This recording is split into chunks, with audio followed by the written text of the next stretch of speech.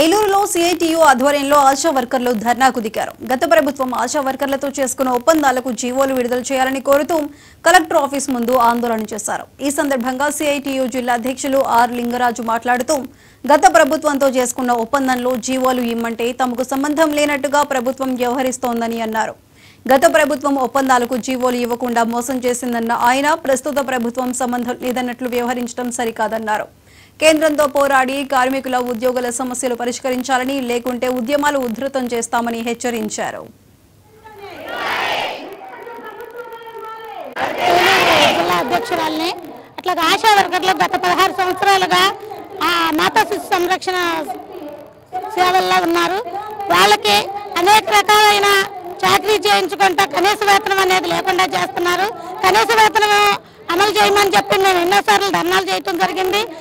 దాని సందర్భంగా ధర్నాలు చేసిన సందర్భంగా హామీలు ఇవ్వటం, దాన్ని అమలుపరచకపోవటం అనేది ఈ ప్రభుత్వాలకు ఆనవాయితీగా అయిపోతుంది. అట్లాగే మేము గత 2024 ఎలక్షన్ల ముందు కొన్ని హామీలు ఇవ్వటం జరిగింది. ఇలాగ పంపించేస్తున్నారు.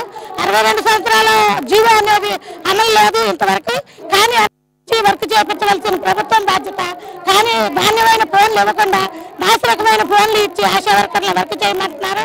ఆర్ లింగరాజు, సిఐటియు ఏలూరు జిల్లా అధ్యక్షులు.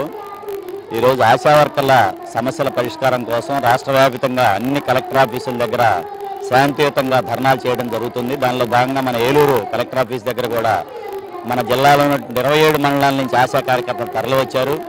60,000 రూపాయలు ఇస్తామని, అలాగే వాళ్ళ యొక్క వయో పరిమితి 62 సంవత్సరాలకు పెంచుతామని, అలాగే గ్రూప్ ఇన్సూరెన్స్ సౌకర్యం 6 లక్షలు కల్పిస్తామని, ఇలాంటి అనేక సమస్యల మీద వాళ్ళు ఒప్పందం చేసుకున్నారు. మినిస్టర్లు అంటున్నారు ఏమని, ఇది గత ప్రభుత్వం చేసుకున్నటువంటి ఒప్పందం కదా, మాకేం సంబంధం అంటున్నారు.